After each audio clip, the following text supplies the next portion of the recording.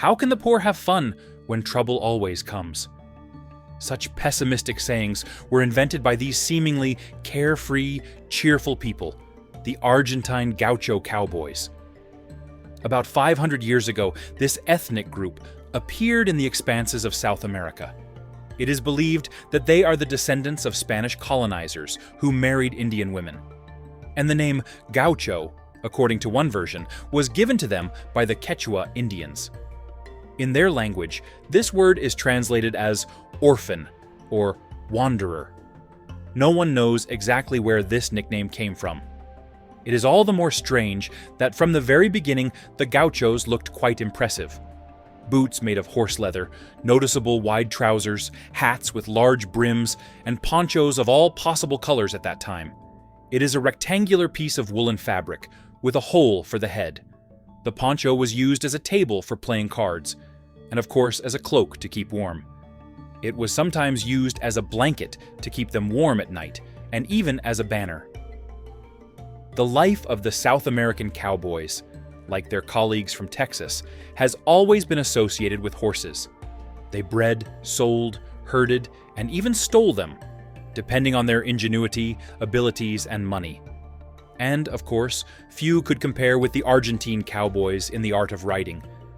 Their skills were honed through special training. The first such bright example is the pachanga. It involved the following. Two riders galloped towards each other. Their horses collided, and both the horses and the riders fell. And the riders were required to, jump to their feet, preferably without getting injured. But the most interesting thing was that they continued to do this until the animals got tired or someone gave up. Every unsuccessful fall could be the last for a gaucho. So, while it was a spectacle, honing every skill and making their actions completely automatic in any situation was a matter of life and death for the Argentine riders. As for their attitude towards horses, it was fundamentally different from the views of the Texans. The four-legged transport did not evoke any sentimental feelings in the Gauchos. They had no fear of killing any animal to demonstrate their strength, agility, skill, and so on. It is no wonder that they were known as very successful hunters of large cattle. In general, the Gauchos rarely showed warm feelings. Although there was one exception. The eyes of the Argentine cowboys shone brightly at the sight of a knife. Particularly strong and beautiful examples of cold steel became the cause of bloody conflicts, since every gaucho dreamed of possessing a treasure with a thin and sharp blade. The gauchos loved to decorate them with precious stones, metal, and expensive wood to show their importance. Such a short cleaver with a straight blade and a spear-like tip is called a facon. It was worn in a special way, behind the back, tucked into the belt, with the blade facing the ground. There were reasons for this. Why behind? There were precedents when a rider galloping on a horse suddenly fell and pierced his groin area with this blade.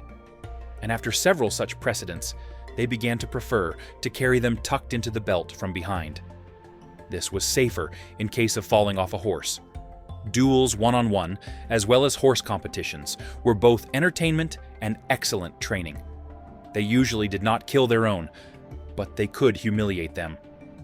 It seems incredible, but the gauchos were so skilled with knives that with a few quick movements they could leave an indecent drawing or even a word on the opponent's body. Most often, the challenge to a duel was verbal, but sometimes a poncho was used for this purpose.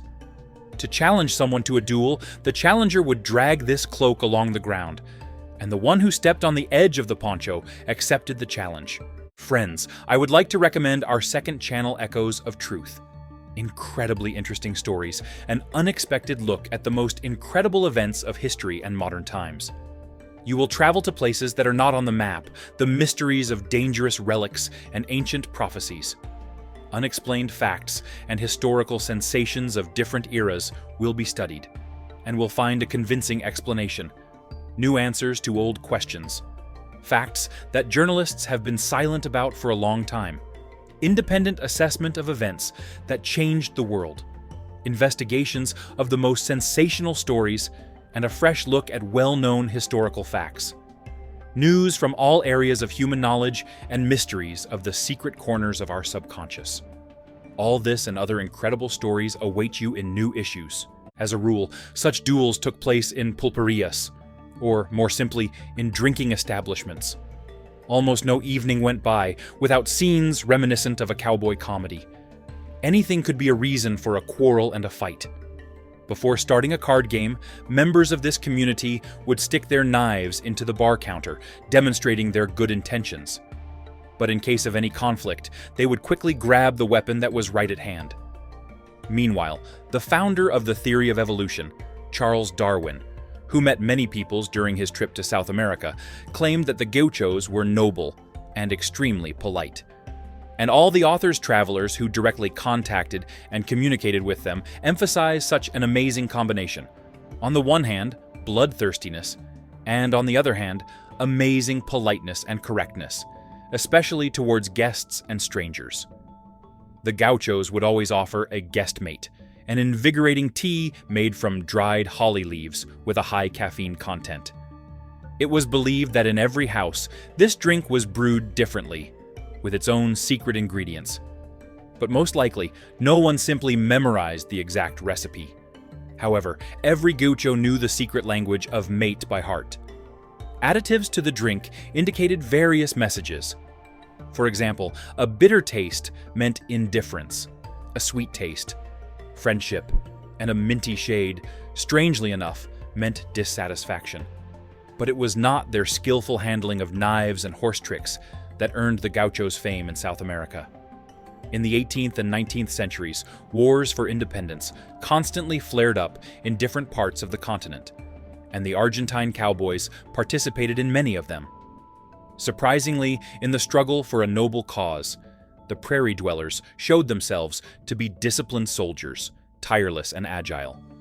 However, despite their valor, the Gauchos never ended up on the winning side. Nowadays, their few descendants honor and carefully preserve the traditions of their warlike ancestors. By the way, many in the homeland of the Gauchos are sure that the famous Argentine tango was invented by them. And this is the best thing that the South American cowboys left to the world.